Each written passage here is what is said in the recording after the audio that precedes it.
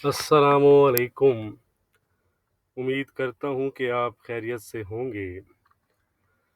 तो कल mostly US के स्ट्रॉन्ग नंबर्स के बाद गोल्ड में हमें एक अच्छी सेलिंग नज़र आई और गोल्ड तकरीबन 1927 के आसपास से डाउन होकर 1902 के आसपास तक चला गया था, जिसके बाद आप कह सकते हैं कि कुछ बाउंस बैक होकर 1915 के आसपास ट्रेड कर रहा है।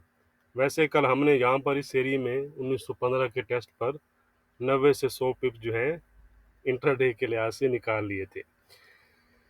अगर हम देखें तो कल जो ट्रेडर्स थे उन्होंने अग्रेसिव बेट से गुरेज किया because of NFP and unemployment rate data, वरना डाटा के लिहाज से गोल्ड में हमें कल मजीद जो है वो वीकनेस भी देखने को मिल सकती थी।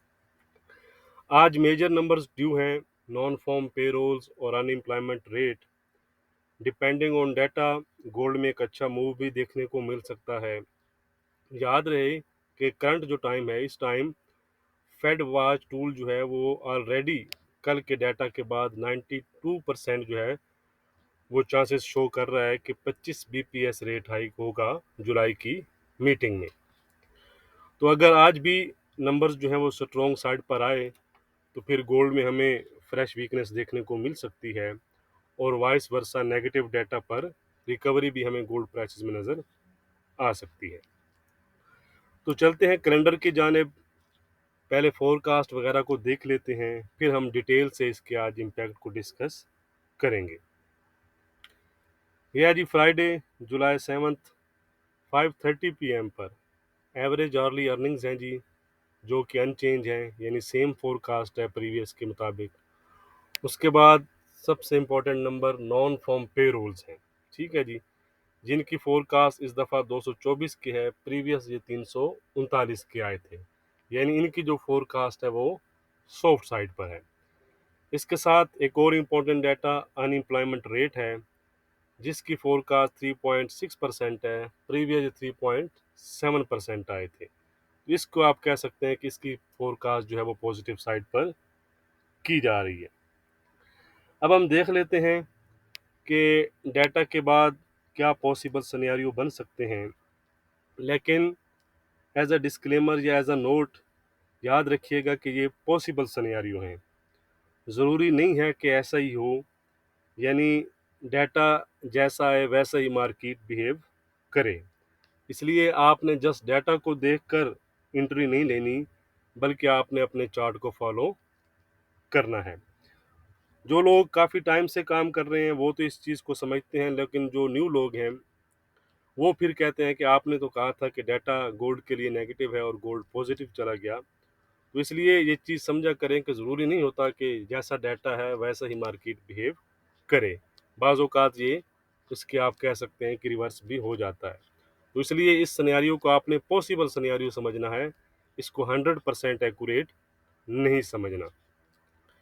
पॉसिबल सिनेरियो क्या हो सकते हैं? नंबर 1, अगर डाटा पॉजिटिव आता है, यानी नॉन फॉर्म पे रोल नंबर प्रीवियस से बढ़कर आते हैं और अनएम्प्लॉयमेंट रेट प्रीवियस से कम होकर आता है, तो ऐसा डाटा जो है वो पॉजिटिव डाटा कहलाएगा और ऐसा जो डाटा होगा वो डॉलर को मज़ीद लिफ्ट करेगा और वाइस वर्सा गोल्ड में फ्रेश वीकनेस का बायस बन सकता है। नंबर 2, अगर डाटा नेगेटिव आता है, यानी non farm payroll number previous से कम होकर आते हैं और अनएम्प्लॉयमेंट रेट जो है वो प्रीवियस से बढ़कर आता है, तो ऐसा डाटा जो है वो नेगेटिव डाटा कहलाएगा और ऐसा डाटा फिर डॉलर के लिए नेगेटिव और गोल्ड के लिए आप कह सकते हैं कि पॉजिटिव हो सकता है। नंबर 3, अगर डाटा मिक्स आता है तो फिर मार्केट मिक्स टाइप कंडीशन आपको दिखा सकती है, या मिक्स डाटा में भी जिस साइड पर डाटा का टिल्ट होगा, यानी पॉजिटिव नेगेटिव साइड पर, उस साइड पर भी फिर आपको मार्केट जो है वो मूव दिखा सकती है। याद रखिएगा मेजर डाटा है, मार्केट में जो वाइल्ड मूव है, बड़ा मूव भी आ सकता है। तो ख्याल रखिएगा, अगर आप वोलेटाइल मार्केट को हैंडल नहीं कर सकते तो डाटा से पहले एग्जिट कर ले जाइएगा, अपनी पोजीशन जो है वो क्लोज कर दीजिएगा। बाकी डाटा के रिगार्डिंग जो भी अपडेट होगी वो मैं आपके साथ टेलीग्राम और फेसबुक वगैरह पर शेयर कर दूंगा। लिंक उनके डिस्क्रिप्शन में दिए गए हैं, आप ज्वाइन करना चाहें तो कर सकते हैं। इसके अलावा डिस्क्रिप्शन डेली बेसिस पर ज़रूर चेक किया करें, उसमें गोल्ड के जो लेवल्स हैं वो डिटेल से लिखे गए होते हैं, जिनको आप स्कैल्पिंग वगैरह के लिए यूज़ कर सकते हैं। आज का रेजिस्टेंस एरिया है जी गोल्ड में हमारा 1920 से 22 का एरिया। अगर गोल्ड 1922 ब्रेक करता है तो फिर आप कह सकते हैं कि गोल्ड में कुछ हमें रिकवरी नज़र आ सकती है 1932 और 1942 तक की। On the other side support है गोल्ड में आज हमारी 1900 से 1902 का एरिया, ये एक सपोर्ट एरिया है। इसके नीचे फिर फ्रेश वीकनेस हमें गोल्ड प्राइसेस में नज़र आ सकती है 1893, 1885 और 1880 तक की। बाकी नॉन फॉर्म पेरोल्स के बाद जो सिनेरियो बनेगा वो मैं फिर आपके साथ शेयर कर दूंगा। कोशिश करूं कि आज आपको वीडियो के ज़रिए ही अपडेट कर दूं। अब हम चलते हैं जी यूरो की तरफ। ये है जी यूरो 895 के आसपास चल रहा है। आज का रेजिस्टेंस है यूरो में हमारा 920 का, इसके ऊपर 940 और 960 तक जा सकता है। सपोर्ट है हमारा 865 का। ट्रेंड हो चुका है इसका इंट्राडे के लिहाज से फ्लैट। अब हम चलते हैं जी पाउंड की तरफ। याद रहे कि ये तमाम जो लेवल हैं ये नॉन फॉर्म पेरोल तक की इंटैक्ट हैं, उसके बाद नहीं। बाकी अगर आप मेरे व्हाट्सएप पेड ग्रुप में शामिल होना चाहते हैं तो उसका नंबर डिस्क्रिप्शन में दिया गया है, आप उस पर कॉन्टैक्ट करके डिटेल जो है वो ले सकते हैं। आज का रेजिस्टेंस है जी 2780 का, सपोर्ट है 2700 का पाउंड का, और ट्रेंड है इंट्राडे के लिहाज से पाउंड का फ्लैट। ये है जी यूजे 143.50 के आसपास चल रहा है, तो इसमें हमारा कोई चेंज नहीं है जी लेवल का। 144.25 का रेजिस्टेंस है, 143.30 का सपोर्ट है, और ट्रेंड अभी भी इसका इंट्राडे के लिहाज से वीक बना हुआ है।